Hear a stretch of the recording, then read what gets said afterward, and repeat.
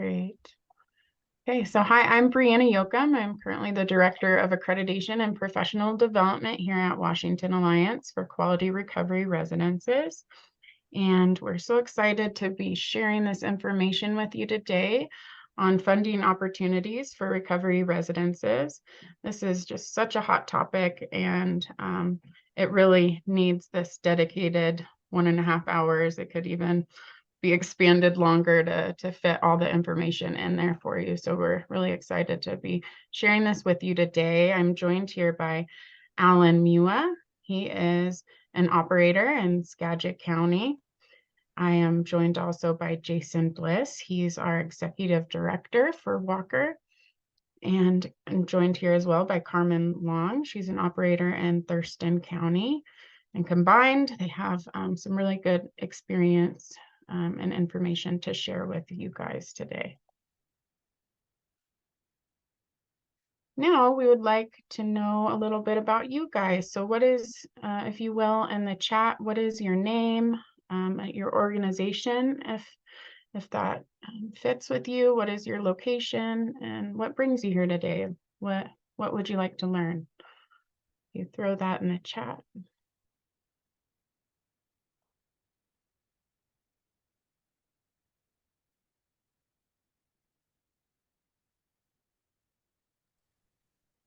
The answer to number 4 might have something to do with money, I'm thinking. Yeah. It just might. Tends to. Okay, we have Teresa, Melissa McDonald, Bridgeways in Everett. Oop, they're going so fast. I'm sorry if I'm gonna miss you. Okay, Bridgeways in Everett, HARP Subsidy Coordinator, amongst other things. Welcome. Erin Smith, Lydia Place in Bellingham. She's curious about different options. Gina from Vancouver. Hi, Gina. We have Anthony, Columbia River Mental Health, Michelle Wheeler. Hi, Michelle. Wheeler Housing Opportunity, located in King and Pierce counties. We have Stacy Merritts. Hi, Stacy. She's from Seattle. The Stella loan is currently past due. Jason, can we make sure everyone's on mute for now? Ariana Miller from Eagles Wings Coordinated Care. Sue Connors, Pioneer. Wow, great. A lot of housing providers, a lot of people within the agencies. Shelley Miller, FCS Housing Specialist. Welcome. Beth Wilson. She does website fundraising and social media for West Sound Treatment Center. Matt, he's the CEO at Prosperity Wellness Center in Tacoma. Welcome. We're going to move forward, but feel free to keep adding your contact information or your where you're from and what brings you here today, and hopefully we'll be able to touch on all your questions.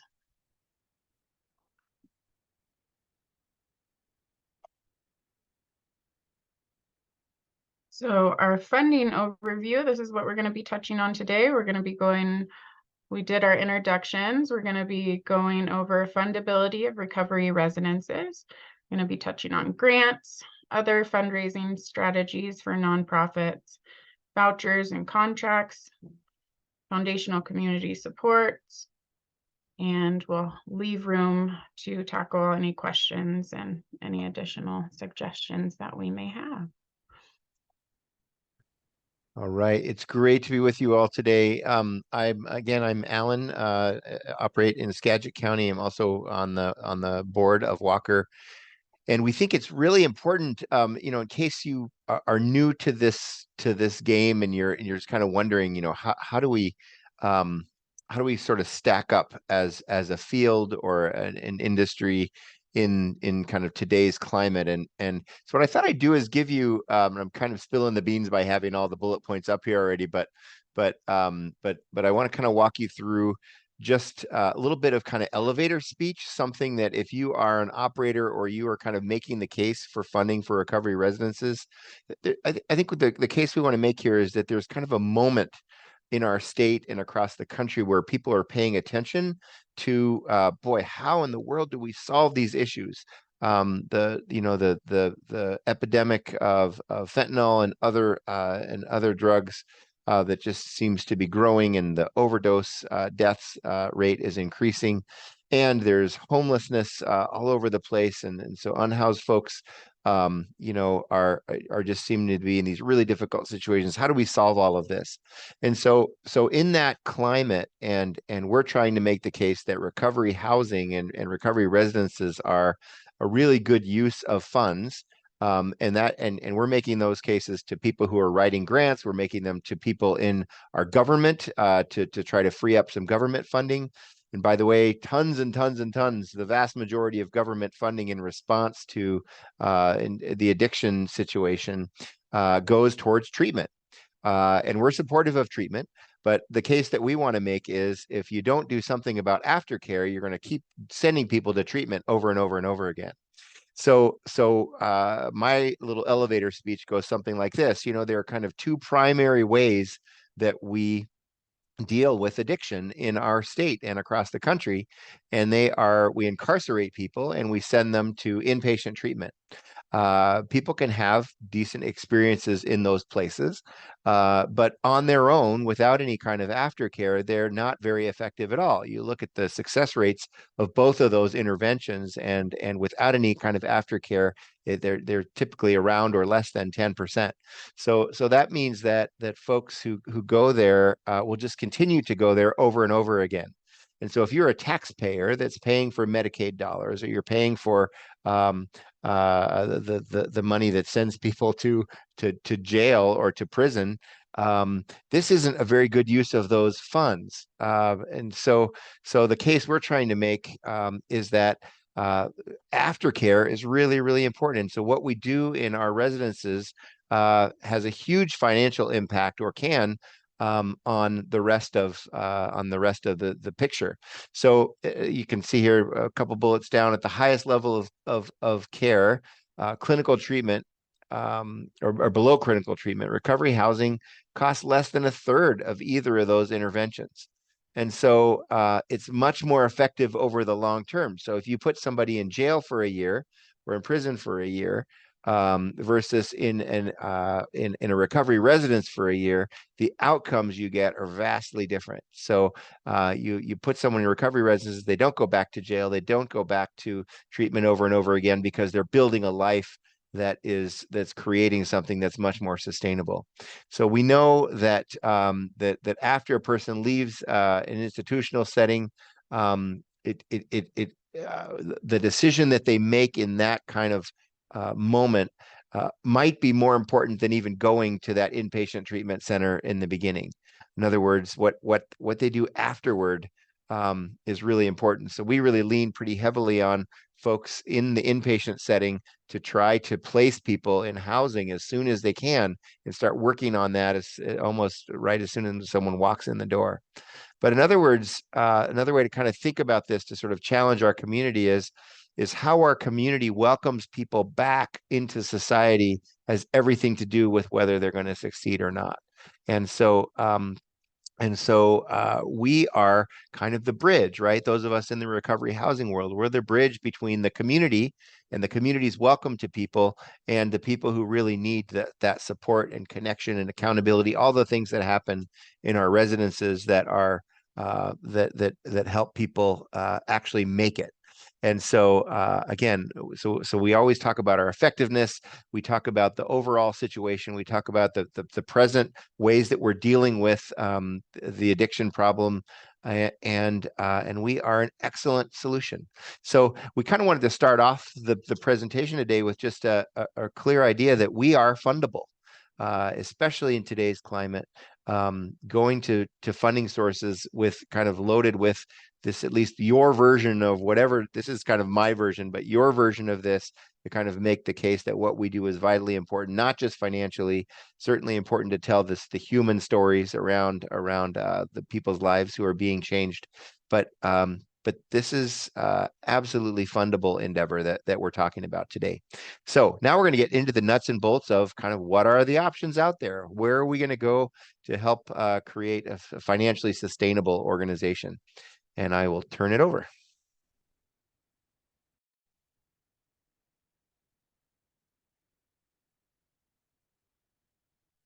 Hi, everybody. Carmin Long, and I, like Alan and Bree said, I'm an operator and I also serve joyfully on the board of WAQRR. So we're going to talk a little bit about grants and funding. And I saw in the chat when people were chatting in where they're from and why they're here, a lot of people here from all different backgrounds in different places where they're serving. Just a little, can you guys do a little hand raise? I'm just curious how many people have jumped into the grant writing forum here. A little hand raise. Isn't there a hand raise thing on the, okay. Well, there's a hand raise thing on the Zoom meeting, but I'm just curious how many people, there we go. I see them. Yeah. Yeah, grants are pretty cool. I mean, it's, you know, it's real money that's kind of sitting out there, waiting to be had. For those of you who have done grant writing, you know that it's competitive. And you really have to make a really keen case for why your cause is more compelling than the many others who are asking for the same pot of money that you are. For those of you who haven't done grant writing or jumped into it, we just thought we would spend a little time kind of describing what is a grant. It's a bounty, it's a gift, it's a contribution, cash in kind, some kind of money that's coming your way, given to you by a foundation, by a government, by a tribe, for your organization to make use of. The place that is giving you the funds would be called the grantor, and you as the recipient would be the grantee. Grants are typically conditional and used for specific reasons, and are conditional with the qualifications that you have to receive those monies. And we'll go into a minute on different types of the 3 different types of grants that we usually see. If we can go to the next slide. So the 3 main types of grant support is unrestricted or GOS, general operating support, which most of us are really big fans of that money because grantors give it and you get to use it how you want to.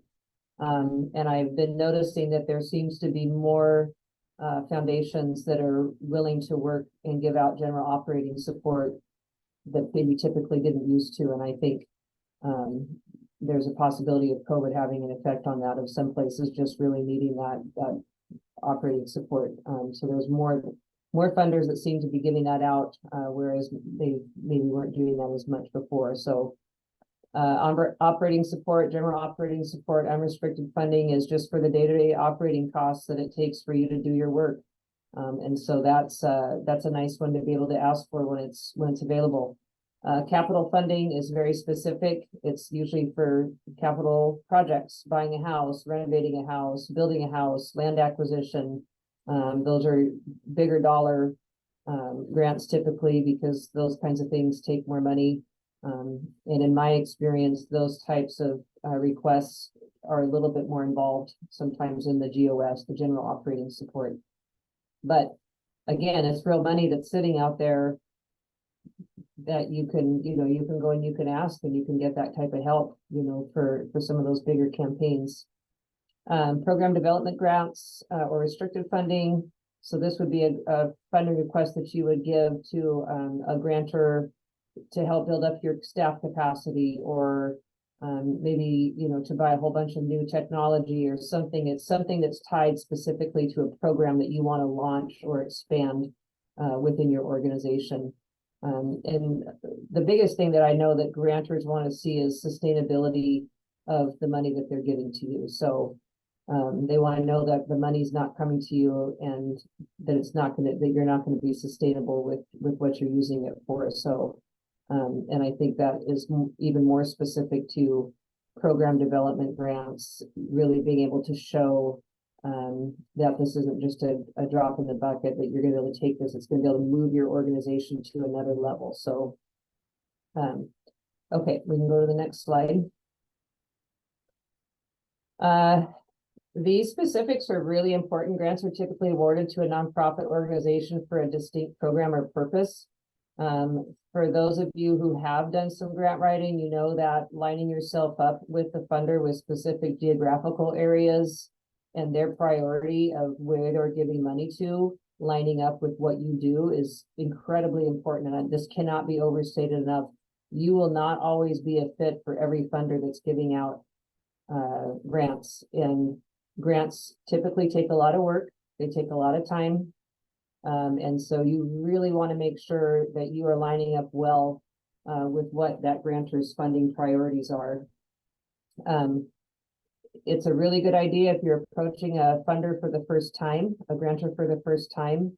Find out who's in charge of that area of grant making, and send them an email and introduce yourself and tell them a little bit about yourself. And ask them, what are your funding priorities for this year, if that's not already something that's been made available to you on their website. Again, it just can't be overstated how important it is to make sure that what you do aligns with who they give to. And those things are usually pretty specifically spelled out, you know, children, youth, sports, music, social services, different things like that. So make sure you do your homework and make sure that you're aligned well with who they like to give to, and the geographical area. Some of them don't give in Washington, and you need to know that. So,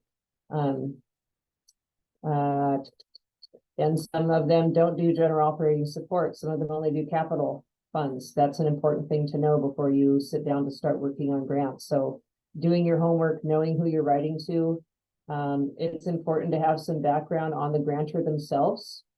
How do they start? Why do they do it? You know, is it a family thing? Is it, you know, those are good things to know about who you're approaching, because grant writing is a lot like donor relationships. And we use the word relationships. It is a relationship that you're entering into, and that you would hope you could develop a relationship of trust between you and the grantors, so that you can keep coming back and they have trust in you and giving you those funds. So just as another kind of little pro tip that we learned along the way, having what is called boilerplate information ready to go is also really important if you're going to sit down to start working on grant work. Having some basic information about your organization ready on hand, your board list, your staff, your background story, your IRS letter of determination if you're a nonprofit, your demographics of the people that you serve, your purpose and need, compelling stats that you have. Again, grants are very competitive.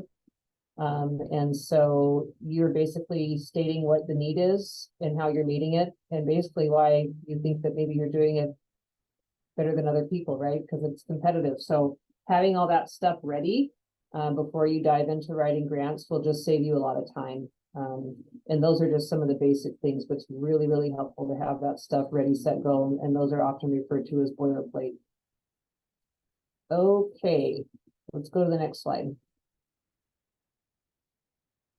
Different types of grantors. There's federal grants. I have never written a federal grant. I know people that have.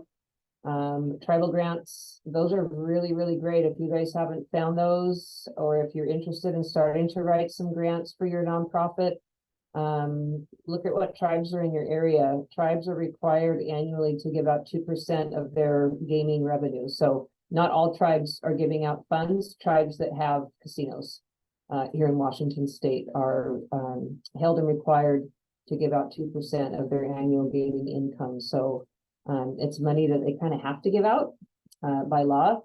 And so finding out what tribes are in your area can really, really be helpful to you. That being said, there are some tribes that do statewide grants, and it doesn't matter necessarily if you're in their geographical area or not. Those do tend to be a little bit easier asked. So if you're just maybe starting out writing grants, that could be a good one to try out first. State grants, county and city grants, civic groups, private foundations, and trusts. So there's lots of different types of grantors. Okay, next slide.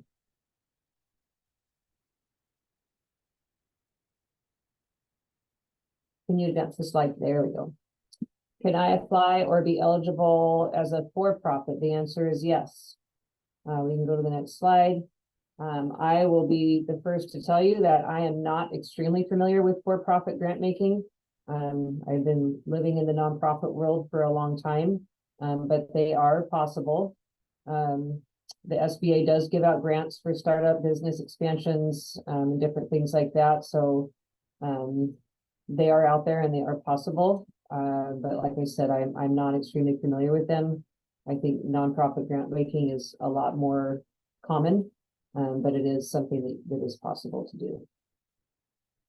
Okay, next slide. State grants. Many state and city governments provide grants to small businesses for specific for-profit projects. So that's another thing to know. You could probably do some sleuthing in your county, in your state, in your area, and see what's available. Next slide. And foundations, other business owners who have done exceptionally well. We all know about the Bill and Melinda Gates Foundation. I believe that they are doing nonprofit and for-profit grants. I think they get behind a number of different causes. So that would definitely be worth looking into since they happen to be here in Washington State. My guess is they probably get a lot of asks, but if you make a good enough case, you could make the list, I'm sure. Okay, next slide. We wanted to put some resources up here. A lot of these are different websites, candid.org, washingtongrantwatch.org. That was one that Alan had thrown in there that he said has been extremely useful. Just so you guys know, there's a lot of places, there's a lot of directories, there's a lot of places you can get a subscription to get kind of the inside scoop on grants. There's actually an overwhelming amount of information about grants out there. And so I would choose a couple of these that you feel like would really work well for you. I think it's easy to start taking a deep dive into grant makers and get overwhelmed with the amount of information. And so the grantwatch.com, you can start a free account. There's of course a paid account if you want to get a little bit more, but I think that's a good place to start. Candid.org is another great place to find out where grant makers are. GuideStar also, a lot of information there. We use professional grant writers for our organization, and they hooked us up with a really, really great grant writer. In fact, we're considering going back to them again and take another dive into some grant writing. So you can go to the next slide. I think that looks like that's the end of my time. Again, I would just leave you with, do your research, make sure that you're lining up with the funder and they're lining up with you.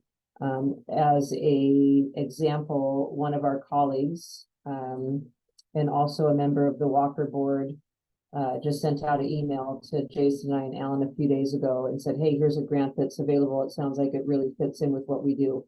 And so it's specific to housing, it's specific to people with mental health, and it's specific to people in recovery from substance use disorder.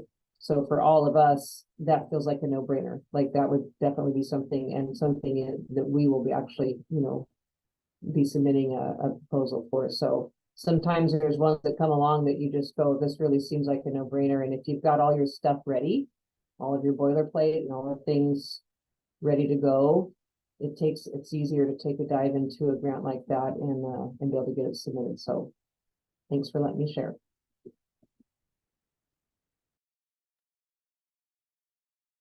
So I want to just talk briefly about, so while we're kind of on grants and fundraising, fundraising is in this context, we're talking about actually going to individuals, and those of us who are in the nonprofit world, the experts will tell you that your kind of income portfolio, or kind of the mix of income that you've got, is healthiest when it comes from a number of sources.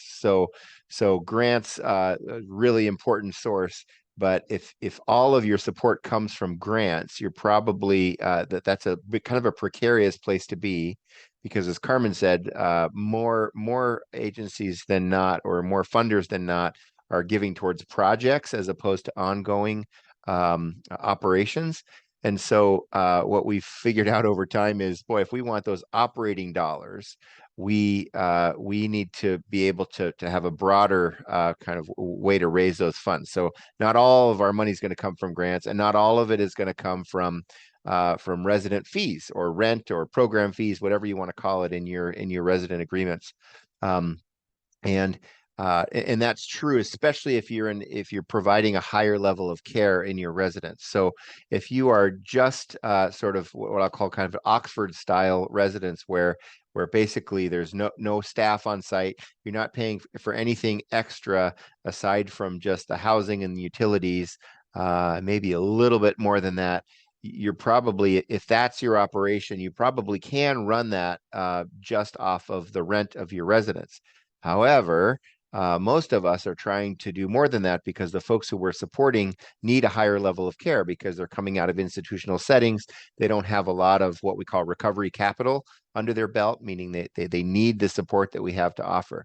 So because of that, we have to have a diversified way to kind of fund ourselves. And so all of this is lead up to say one way that we do that is by actually approaching individuals, donors, and there could be also smaller kind of civic groups, those kinds of things that are more like individual donors than they are like granting organizations. They're a lot easier kind of a process. But I thought I would just real quickly walk through just quickly if you're in that position. I'm going to give you in 5 minutes what takes usually about a 2 to 4 day training to do. So I'm just going to walk you through these categories really quickly. The first thing you can do, it's super easy, is thank people. And so if you have individual donors to your nonprofit, the easiest way to realize funding from those donors is to keep your donors instead of having to get new donors all the time. Maintain relationships with present donors and actually work with them to maybe over time increase the amount that they're donating to you as you deepen relationship with them. So a real simple way to start that is by thanking them. And I'll let you in on a secret that we do in our organization, which has been really powerful, is we have our residents write thank you notes. So every week in house meeting, all of our residents turn in a little thank you note, and they know that they're writing to a donor who's supporting our organization. And that thank you note just says, hi, I'm so-and-so. I've been at the house and they can use their name or not. It's up to them. But I've been at the house for this amount of time. It's been amazing to be here. One thing I appreciate about being here is this. Thank you so much for your support of me and the people that I live with. I can't tell you the amount of feedback we get back from our donors, how just thrilled they are to see an actual connection between their donation and the actual person that they're helping. So these next pieces are a little bit more complicated, but really important. If you're in this business and you're the kind of the nonprofit world, you need to know at some level who your donors are and how much they're giving. And so obviously you're keeping track of that in software, if nowhere else, in QuickBooks, where those or another accounting program where those things are being tracked. But we use a donor software that kind of helps us keep track of that as well, and it talks to QuickBooks or the person who does our bookkeeping can easily upload to our donor software. But we have created what's called a segmented donor list. That means there are 4 tiers of donors in our donor lists, and the top tier we treat a little differently than we do the bottom tier. And we're not ashamed about that. That the top tier folks or have given at the top tier have invested more significantly in our organization. We think of them as investors and partners, and so we're in touch with them more.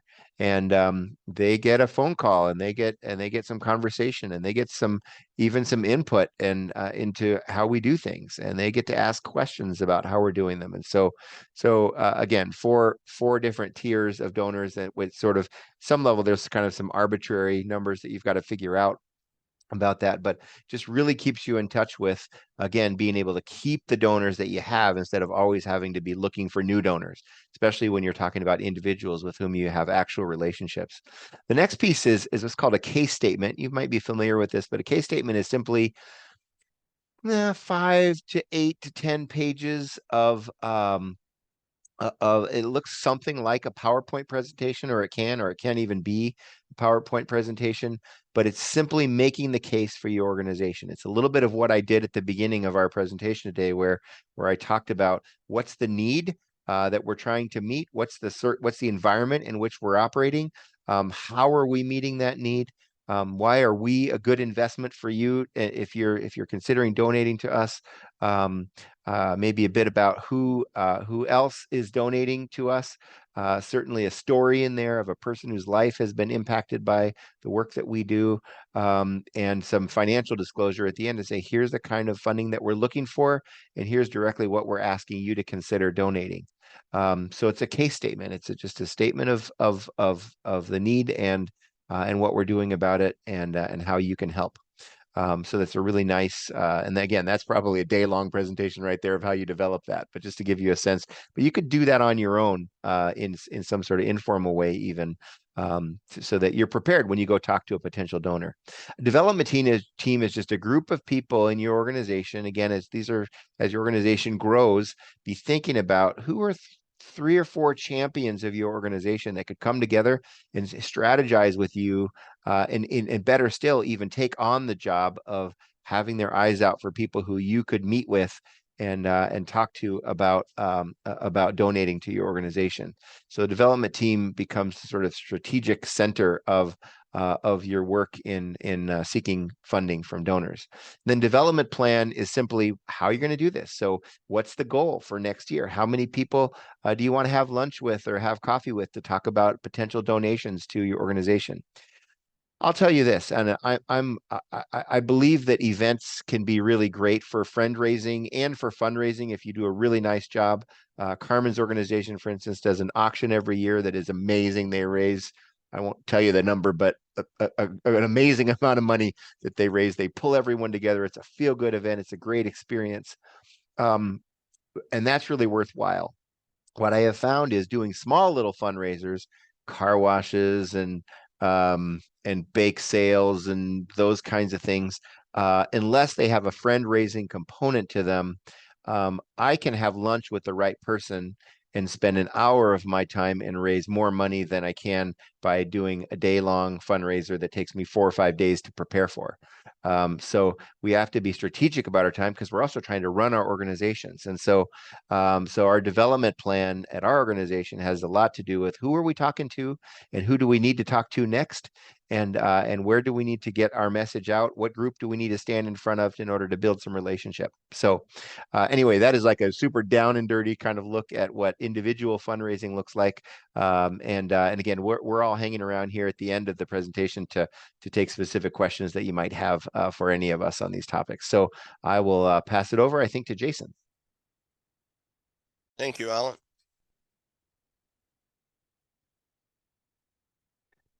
In the upcoming section, guys, we're going to cover quite a few topics. We're going to talk a little bit about contracts. We're going to touch on some vouchers that are out there and available. I'm also going to touch on the FCS funding program that's out there, and some various other sources of revenue that's out there and can potentially be available to all of you is housing funders. As Carmen touched on, there's some tremendous opportunity out there in the way of grants. I think one of the biggest things that we need to take into consideration when we're setting up our recovery residence housing organization, from the very beginning, you want to try and implement a braided funding approach.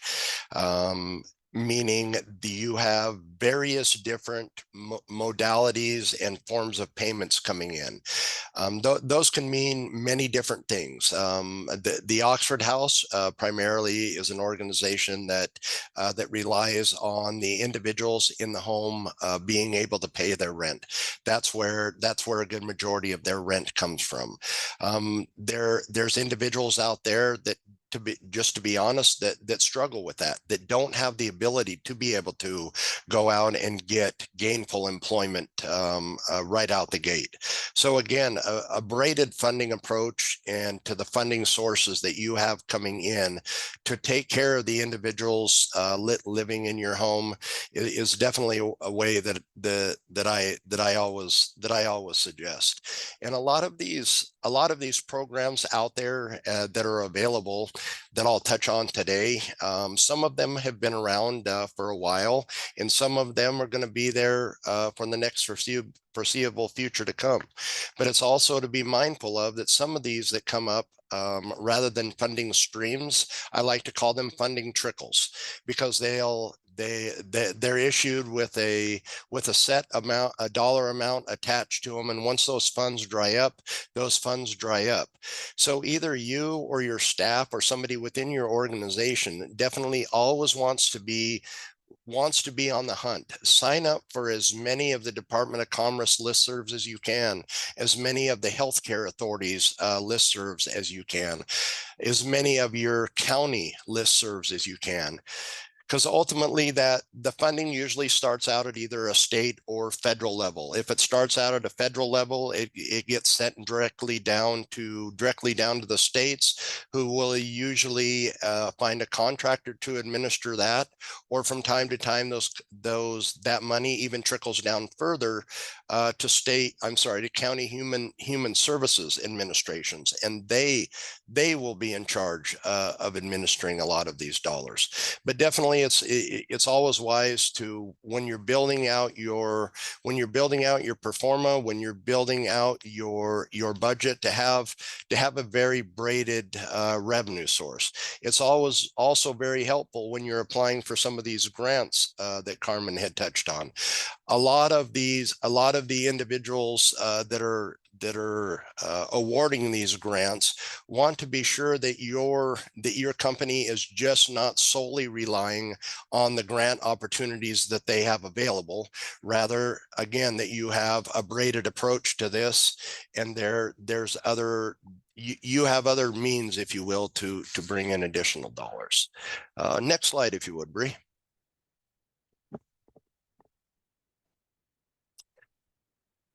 What is a contract? There's really two main types of contracts out there that I'm familiar with and have been working around when it comes to clean and sober housing. A contract is always an agreement between two parties. It's just what differentiates them is if they are a bilateral or a unilateral contract.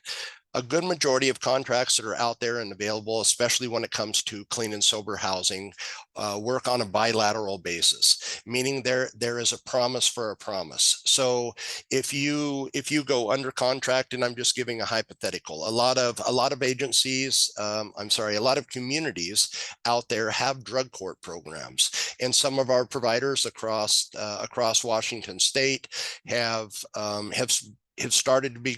begun to do contracts with drug court organizations or with county human service organizations.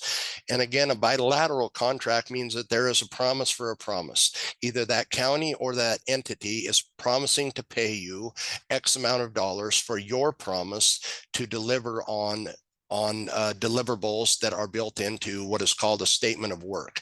And we'll touch a little bit more on deliverables on the next slide. Another type of contract out there is a unilateral contract.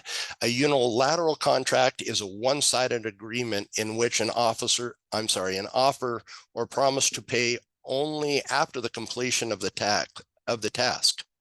In this type of agreement, the offerer is the only party with a contractual obligation. A unilateral contract differs again from the bilateral contract in which both parties are bound by the agreement. In a unilateral, again, only one side is. So you, being the housing operator, would definitely have to fulfill all of your deliverables on the contract, usually before any type of payment is issued. Both types of contracts are valid here in Washington State, and they may be referred to by different names, but in a law and legal setting, usually those are how they're referred. Next slide. I'm going to touch a little bit on the 4 requirements of a contract. The agreement part. When you're sitting down and when you're negotiating with the entities, whether it be a county agency, a state entity, a local entity, you want to pay very close attention to what you're actually agreeing to. Sometimes agreements and contracts usually start out with some communication. Hey, we've got a little bit of money out there that's available. We've seen you as a housing provider. You're out there doing a great job in our community, and we'd like to go under contract with you. And you might discuss X, Y, and Z, but when it comes time and that contract is actually issued, contracts are usually very long and contain a lot of detail. You just want to be sure that what you're actually agreeing to contractually in that contract matches up with the conversation that you've had when that contract is being written. In consideration, what is the payment? Again, usually before a contract is written, some negotiations happen either via email or some in-person meetings. What is the actual payment for the services that you're providing? Again, you're going to want to sit down. You're going to want to do a budget and be sure that the services that you are offering can be that the amount of money that they are paying you matches the services that you are offered, meaning that there is enough money coming in to cover your staff, your time, and the services being provided.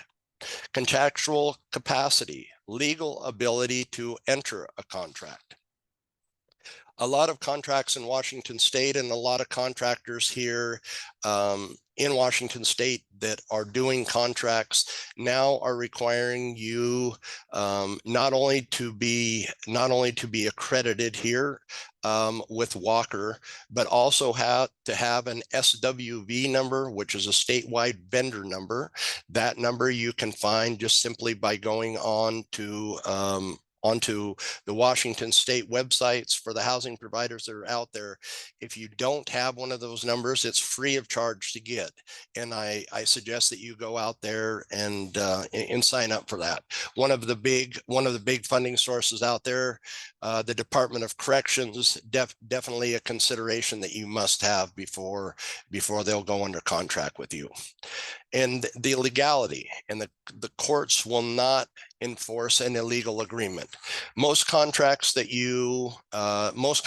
are drafted up by state, local, county, and federal entities always are subject to legal review by individuals in their office. But it's always good to have your attorney, perhaps whoever helped you set up your organization, or if you're actually going to attempt writing a contract yourself, it's always advisable that you have your legal counsel look over that contract and agreement before it is fully executed by both parties.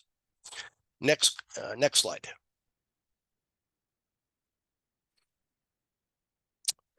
Contract business terms. A term meaning how long is the contract, the amount of time, does it renew automatically?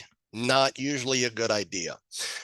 The biggest reason that you don't want contracts to automatically review, especially when you're first starting out with a new contractor, you want to be sure that you're able to meet all of your deliverables. You want to be sure that your agency is actually able to meet all of the outline definitions in the statement of work.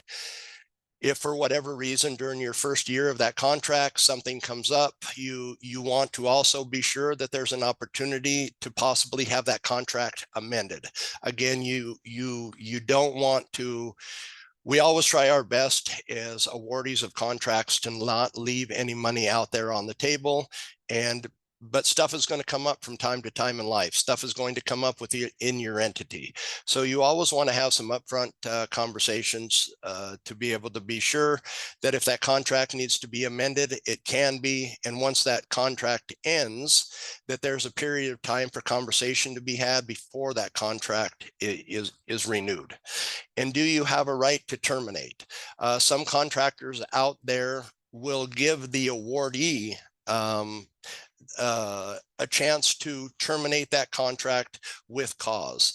A lot of the times the individuals out there that are issuing the contract, there's a lot of boilerplate language built into there, and that gives them a right to terminate for various different reasons. There's absolutely nothing wrong with during the time of the contract negotiation if you want to have some of your own terms inserted into that contract for a basis to terminate if needed. Termination. Do you want a right to get out of the contract at any time? And what happens to you when the contract terminates? Again, that's all conversation that you definitely want to have with the entity that you're going under contract with, just so everything is out there in the open. And again, we all know when we go under contract, everybody goes under a contract with the best of intentions, with the thought that they're going to be able to follow through and everything's going to work out. But we all know sometimes in life happens. So that's all conversations that you want to have with your contractor before those contracts are actually fully executed. Price and payment. Does the agreement reflect the price and payment terms you agreed to? Again, usually before a contract is written, and most definitely before fully executed, you usually go back and forth in the forms of email as to, hey, we're going to require you to provide services XYZ, and as a result of providing services XYZ, we're going to reimburse you. You always want to be sure and double check to be sure that that language in that contract directly reflects what you had both agreed on before that contract is fully executed. And confidentiality. Are you bound to confidentiality? And what does that mean to you? Housing organizations as a whole are usually not bound to HIPAA policy unless you are a level 3 and level 4 home.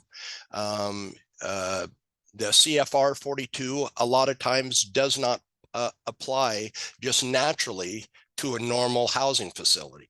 However, when you go under contract with a lot of these individuals, CFR 42 then does apply. So you want to be sure that you have a full understanding if CFR 42 applies, what the confidentiality implications may look like. It may greatly limit the amount of information that you're able to share, sometimes between organizations and especially between community partners that you work with. So definitely that CFR 42 is something definitely to take into consideration. Hey, Jason, can I pop in real quick just to talk about reimbursement for a sec? One thing that as I got into contracting with our organization that struck me is it's more and more common now for contracts to be reimbursement style. And I just think it's important as you talked about reimbursement just in passing there, that, wow, really important to know what kind of contract you're getting really at the very upfront part. So if you're a brand new organization that doesn't have many funds sitting, in a bank account somewhere, a reimbursement contract might be a really hard one for you to take on because you don't have those funds to spend to begin with. They can be sitting out there waiting to be reimbursed. That can be a real challenge. We ran into that early on when we had a reimbursement contract. It's like, well, wait a minute, we need to have, let's say, $15,000 a month, to sort of pay for your operating a house or something. Not all of us can afford to just have that money sitting there waiting for maybe a month or two, depending on who you're contracting with, to get reimbursed. So just a real quick question that I always ask, okay, is this a reimbursement contract or is this another kind of a payment arrangement where we're getting paid upfront or getting paid for services as we do them, but we're not having to expend funds to do the thing first? So anyway, just a caution, a word of wisdom for you. Yeah, thank you. That's great consideration. And I'll even take it a little step further.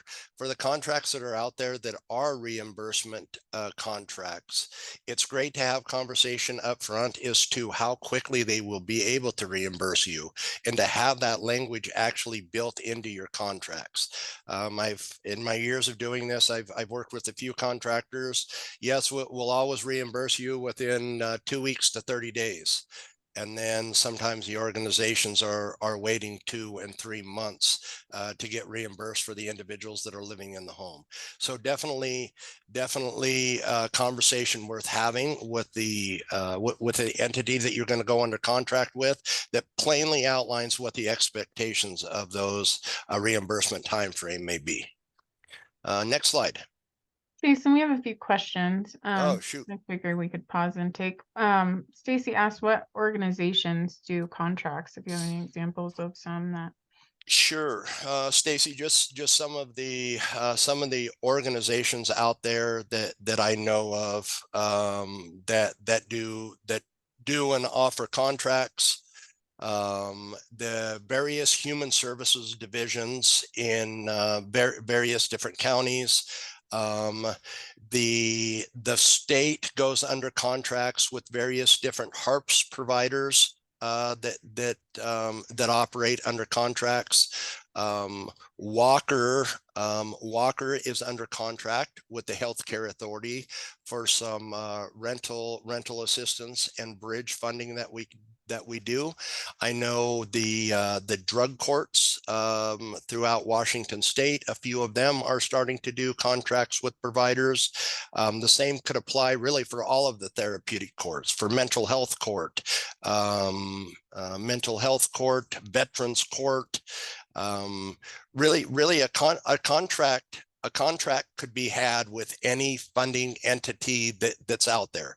And I'll say that you shouldn't be scared if there's individuals out there that that have pots of money out there and they're available. There's absolutely nothing wrong with approaching them and just having a frank conversation. This is who we are. We've been in business for X amount of time, or we're either that or we're just starting out. And here are the services that we wish to provide that we think could be a great benefit to you and your program. And a lot of times that's how contracts get started. Other organizations out there that have contracts are the managed care organizations.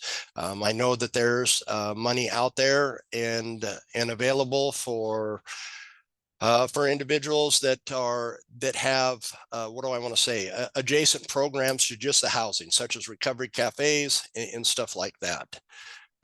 Yes, you are absolutely correct, Trina. The Department of Corrections, they do contracts as well. Let me see here. I've heard contracts are closed for some organizations. What organizations should I go after for these contracts?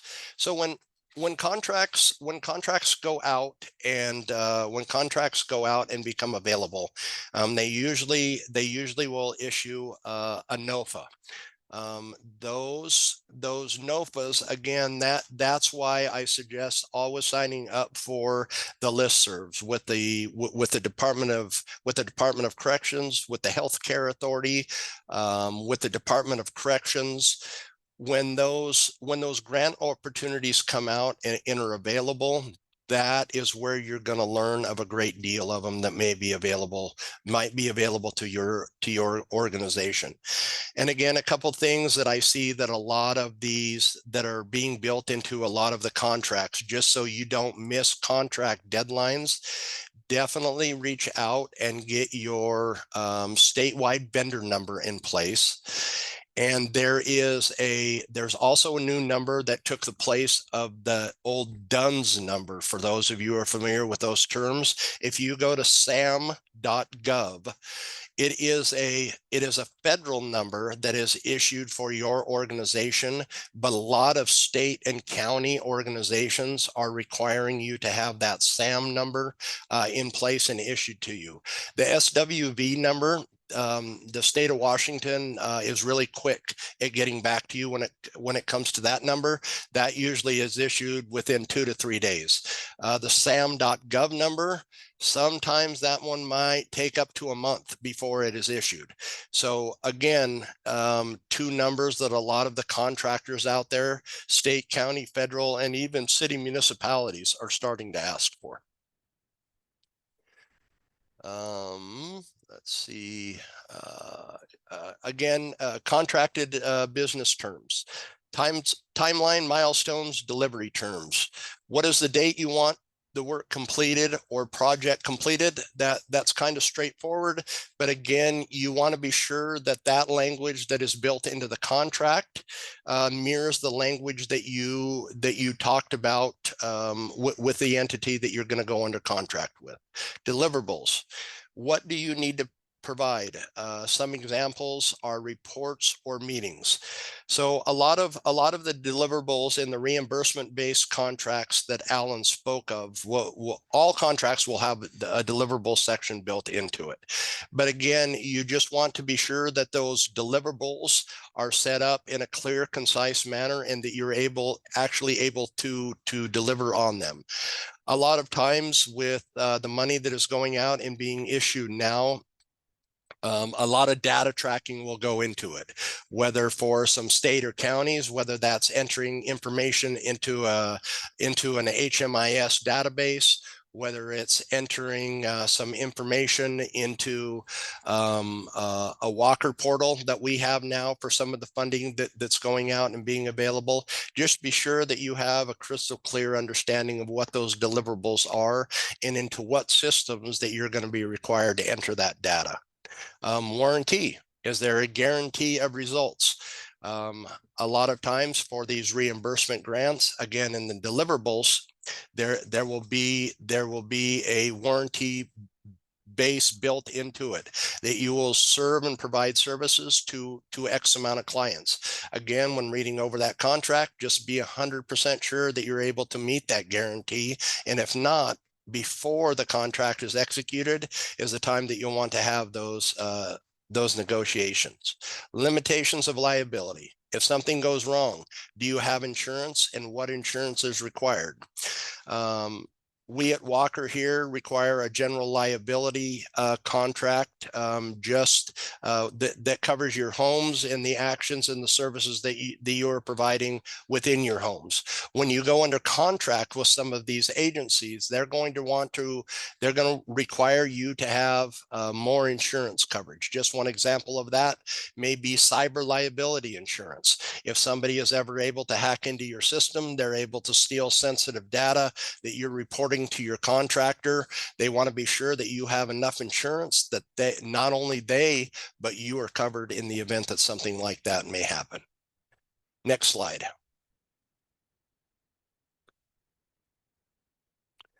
Who pays for a resident stay?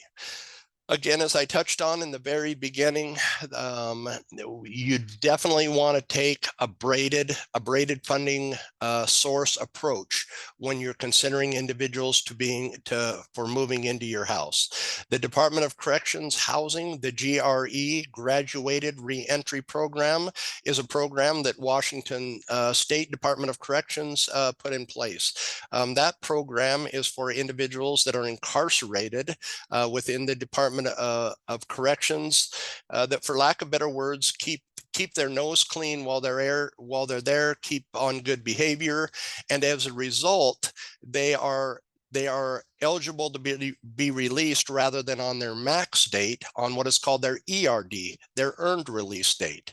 The Graduated Reentry Program in Washington State now pays, I'm trying to remember, I hope I'm not misquoting, a maximum of $800 a month for a minimum of 6 months.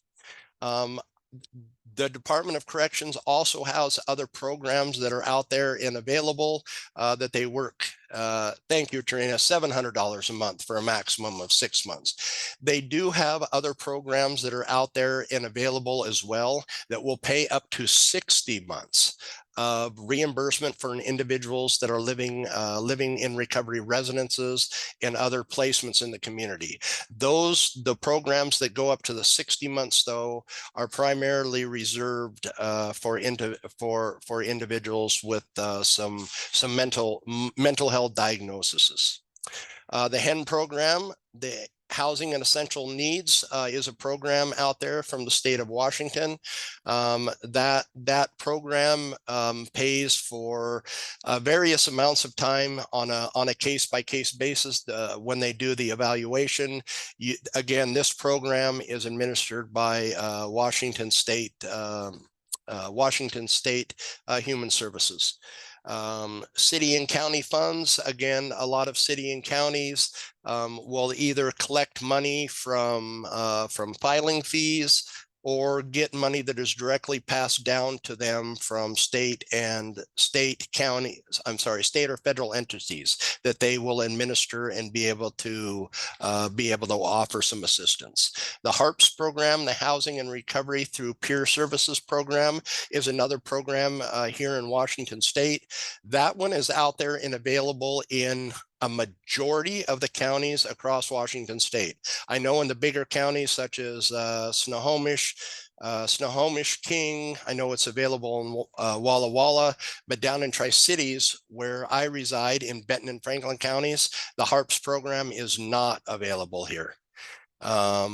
So again, you'll want to check in just to be sure that the HARPS program is available there in your county. Next slide.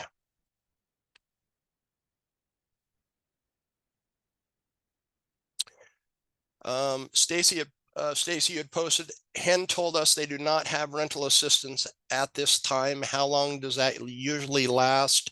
And when do they think that they may get more? Stacy, I'll be honest with you. I know from time to time that the HEN program does run out of money. About the longest period of time that I've seen since I've been doing this, working in housing here well over a decade, there's sometimes a 4 or 5 month period in there where they don't have money, or more than likely they've placed a pause on there to get caught back up again. Trina had posted out there that Snohomish County still has dollars out there available for that. I know down in Benton and Franklin counties currently, they still do have dollars that are available through the HEN program as well. So I would encourage you to probably reach out to whoever the administrator is there in your local city, just to figure out what a time frame on that might look like.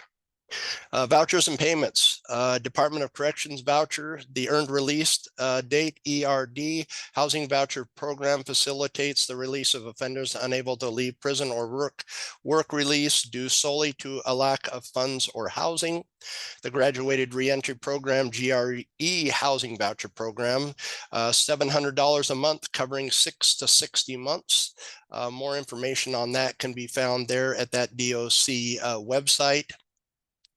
And then the state opioid response SOAR funding.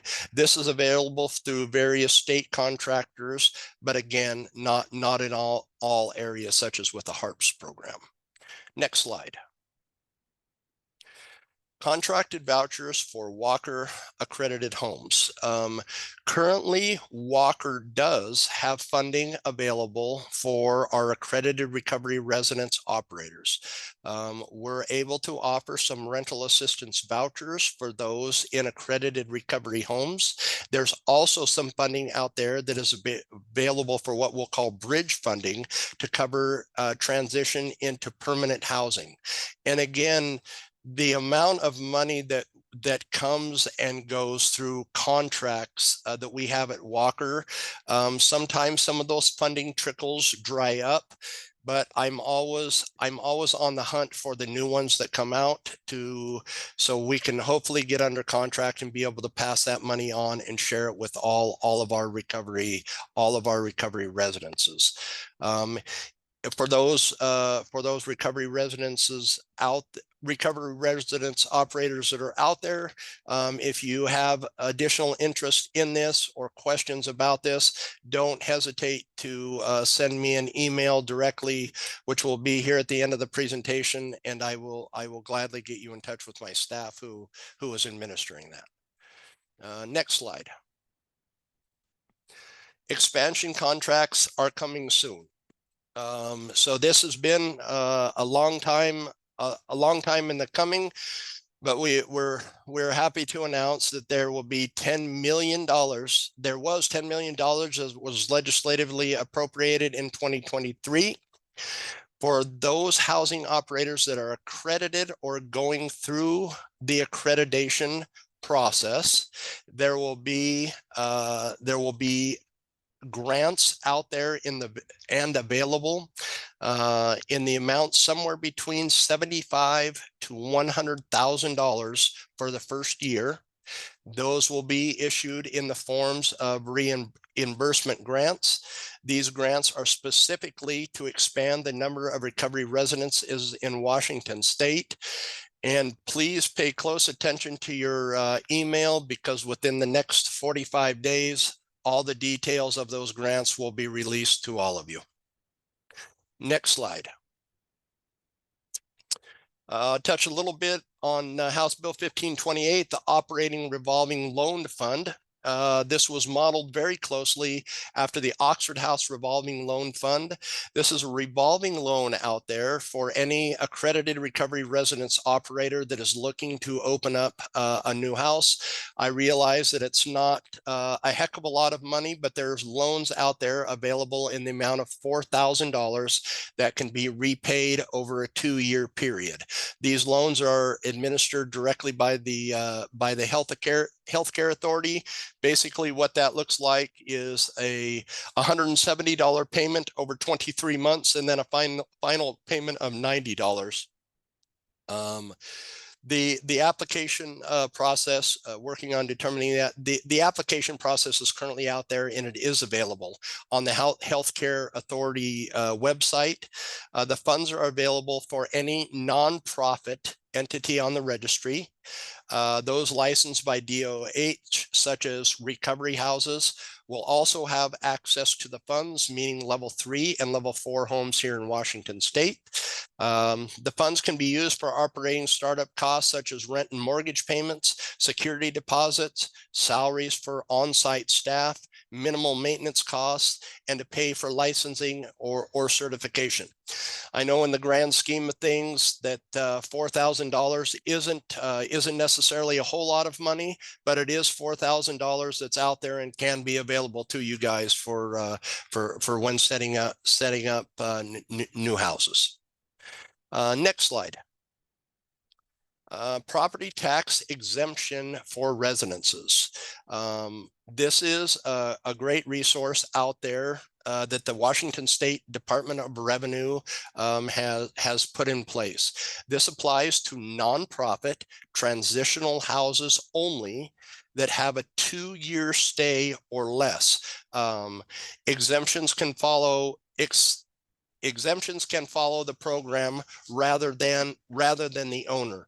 So whether you guys are leasing homes or renting homes out there, as long as you are a nonprofit and your program requirements are that individuals have a 2-year stay or less in your program, again, the Department of Revenue has a property tax exemption. And again, you'll just want to go to this website, and that's where you will start to apply for that exemption. Next slide. Oh, you know what, Carmen, I apologize. Carmen was going to cover the last slide, and I just kept right on going. The last part of our presentation today, I've got a couple slides that I'm going to talk to you guys a little bit about foundational community support, also known as FCS. I'm going to preface this with, I am not by far an expert on FCS, though I've had the opportunity to work with it, and it can provide an additional revenue funding source for your program, as well as provide some invaluable services for your clients within your program. Next slide. What is FCS? FCS is supportive housing and supportive employment services under the 1115 Medicaid Transformation Project waiver, also known as MTP. This program was launched in 2018. So far, there's been 26,000 plus individuals enrolled and 200 plus providers across 550 sites in Washington state. The MTP is a 5-year renewable waiver. In 2022, the program was issued a COVID extension year. And then here most recently in 2023, the program received a 5-year MTP renewal approval from federal partners, Centers for Medicare and Medicaid Services. The foundational community support addresses health-related social needs by removing barriers to stable housing and employment, improved health, and recovery. Next slide. AmeriGroup has contracted with the Healthcare Authority as the third-party administrator of the SCS services here in Washington State. So to take just a little bit of a deeper dive into the FCS, the FCS program as a whole is available to any recovery housing provider. You do not have to be licensed with the Department of Health. Anyone out there that has a housing program set up can go under contract with AmeriGroup and begin to provide these FCS services. Basically, the FCS services, again, are set up as an employment side of things and a housing side of things.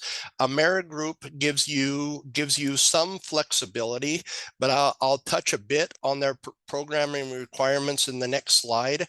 So this gives you an opportunity to be able to administer the FCS program within your housing organization to the individuals that live there. Again, covering employment in the housing side of things. This most definitely is a contracted service that you will go under with AmeriGroup that has a reimbursement rate set for both sets of services that you provide to your residents while living there. Next slide. No wrong door for referrals. Anyone can refer a potential enrollees to the FCS program, whether that be self-referral, family member, provider, aging and long-term support administration, or Division of Behavioral Health and Recovery. Also embedded in here will be a quick reference guide that helps evaluate who is eligible for SH and SE services. All referrals are sent to AmeriGroup for authorization and enrollment. So what that means by all referrals are sent to AmeriGroup, once you go under contract with them, you will be given access to the Provider One portal, and then you will enter some preliminary information into the Provider One portal, a name and date of birth for the clients that you are serving. That will give you a general idea if the individual is going to be and can be approved for the FCF services. After that referral is then sent on to AmeriGroup. It usually takes 3 to 4 weeks to hear back from AmeriGroup if that person has been approved. And from that point forward, you are able to start providing services to your clients and billing for those services directly. Next slide. Supportive housing risk factors, one or more. These outlined things here are what AmeriGroup will look at to determine eligibility for the individuals that you are providing the services to. For the supportive housing risk factors, they're going to take into account chronic homelessness, frequent or lengthy stays in an institution, skilled nursing, inpatient hospital, psychiatric institution, prison or jail, frequent stays in residential care settings, frequent turnover of in-home caregivers, or predictive risk intelligence system, the PRISM score of 1.5 or above. And supportive employment risk factors, housing or essential needs, hen and aging and blind disabled enrollees. If the individual has difficulty obtaining or maintaining employment due to age, physical or mental impairments, or traumatic brain injuries. Substance use disorder with a history of multiple treatments, and serious mental health issues, also known as SMI, or co-occurring and mental health substance abuse issues. So when you go online, after you're signed up and you make the initial referral to AmeriGroup, one of the key things is that the individual currently has to be on one of the Apple Health programs. Then from there, AmeriGroup has I will say a heck of an investigative tool that they will just be able to see from their various claims that went in on their insurance, or if their insurance has been turned off for periods of time due to incarceration. That is primarily what they use to make their determination to see if an individual is able to be approved for the program. If a person is ever denied for the program, and you say, wait a minute, the person has been in jail, they have suffered with homelessness, there has been frequent stays in inpatient treatment facility or an inpatient hospital, you are able then to challenge that denial and be able to send supporting documents in to have them take another look at that. Next slide, please. Maybe getting close to the end. Yeah. Let me see. Bree, did we have any questions that came up during the presentation?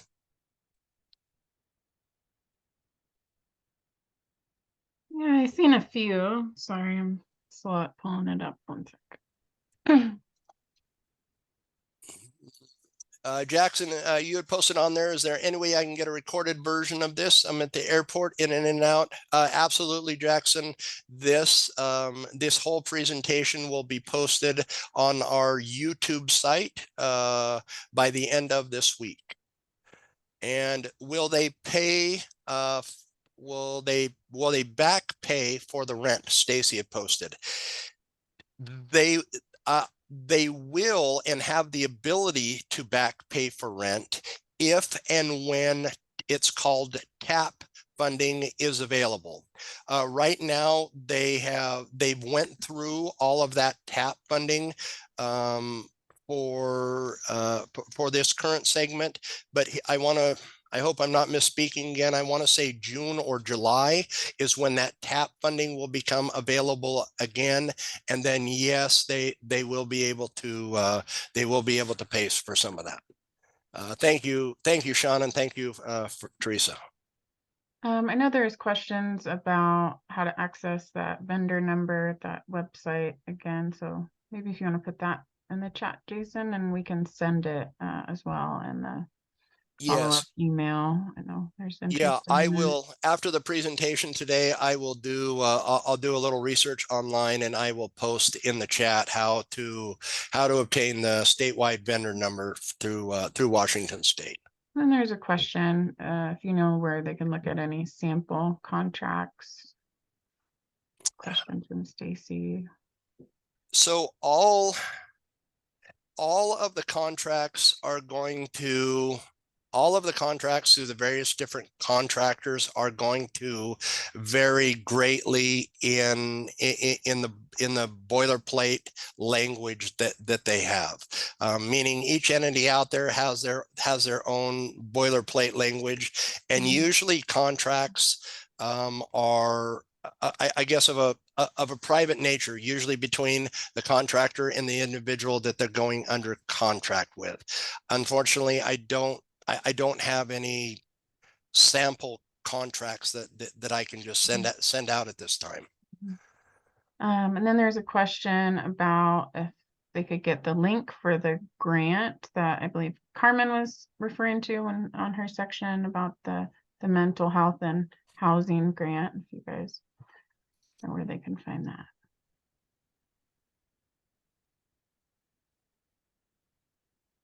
Carmin, is there a way that you can share the grant that you were speaking of? Yes, I can fill around with that and put it in the chat. One thing I wanted to say, while we're doing some Q&A here, that Department of Revenue tax exemption, that's not a difficult application. We have it for all three of our homes. Alan was the one that gave me the pro tip on that years ago. And that's real money that you're not paying on an annual basis for property taxes, which I don't know, for those of you that are housing providers, that can really add up, especially if you have multiple homes and depending on what county you're in. So like I said, it's a little bit of work, but it's not that difficult. Once you've got it, you've got it. There's some and you either qualify for it or you don't. So it's not, you don't have to convince anybody of anything. It's like there's set criteria, Yeah. And Jason listed a couple of those things, but those are, Yeah. important. Yeah, it's worth the time. That's what I would say about that. And then there's a question regarding FCS. What are the FCS services specifically? Do these recovery residences have a higher LOC or be level 3 to be able to utilize these Medicaid funds? So the FCF services are broke down into two categories. One being employment in one being housing. And do recovery residents have to be LOC or a level 3? They do not.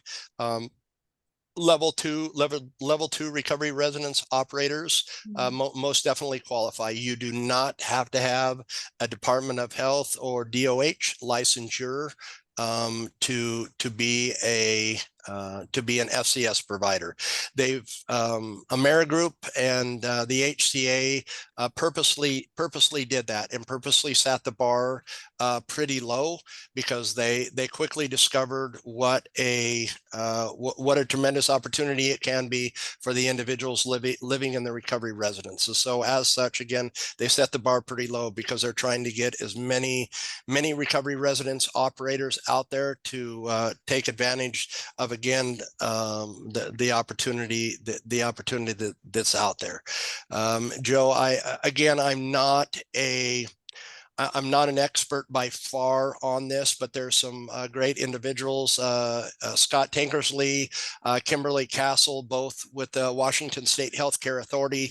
If you were to jump onto their website and look up the Healthcare Authority under FCS services, there's some great PowerPoints and videos out there that are available that will explain it in much more detail. We actually had them on for a webinar just recently last month. So if you go on our recording section, there's a great introduction to foundational community supports webinar that you can watch if that's something that interests you. And for me, the hook for foundational community supports is this is work that a lot of us are doing anyway with our residents, all of us who are kind of accompanying them and helping them through job search and helping them think through their next housing spot or how they can even get funding to stay where they are, all those kinds of things. We're doing those things anyway. So we might as well get paid for them. That's a really good, it's worth pursuing. It does take some administrative effort to do. It's not, one kind of caveat I'd put on most of what we've talked about today is that there's no free money. You've got to do something for it. But if you're doing it anyway, then it might be a really good use of your effort to go for it. Stacy, if there are no contracts for drug court at this time, does the drug court help find funds like this for their people? Stacy, I'm going to have to say that's probably based on a caseworker by caseworker basis. I know in some areas, King County, I know down here in Benton Franklin County, we've got some phenomenal caseworkers out there that spend time and work with their clients to try and help find funding sources. I would be remiss to think that a lot of the other drug court caseworkers out there are the same, but again, I would say that's probably based on a case-by-case basis for the entity. Katie, are there any WAQRR webinars about how to hire staffing, how to provide trauma-informed care to residents, or how to provide a UA to residents? Katie, on our WAQRR website, you will find a link, and also on our YouTube page, we've hosted some webinars, the Recovery Residents 101. We've hosted some webinars on trauma-informed care as well. The only one that I don't think that we have covered yet is how to provide a UA to residents. But I do appreciate you bringing that up, and perhaps that's something that we can build into one of our future webinars. But Katie, I know that with a lot of the a lot of the agencies that are out there that do provide drug testing supplies and the laboratories that you can send in supplies to, I know they do have some pretty robust trainings that are available as well.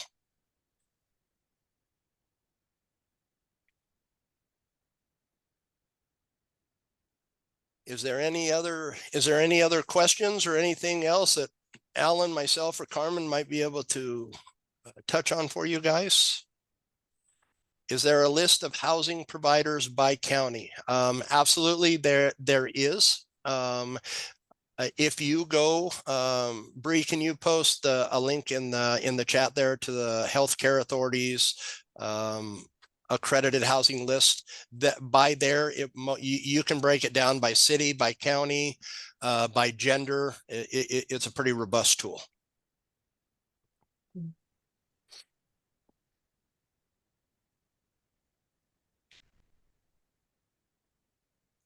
Yeah, and I'd say for those of you that were asking about the statewide vendor number, if you've ever received any voucher funds from Department of Corrections, you already have one. Yeah. So sometimes it's something that you already have that you weren't even aware that you've already been assigned when you received signed up to get those voucher payments. Just a word of encouragement here at the end that, as we said at the very beginning, we are in a fundable field, and there's wide recognition across our state that that the kind of housing that we provide is really useful and beneficial for people. And so hopefully this was an encouraging time for you to think about ways in which you could fund. And again, our hope would be that as you pursue funding, that you kind of have a wide variety of sources, or as the longer you're in this work, the more sources that you can kind of have access to, the more long-term your organization will be in terms of sustainability. And our goal at WAQRR is to really help you be in this for the long run.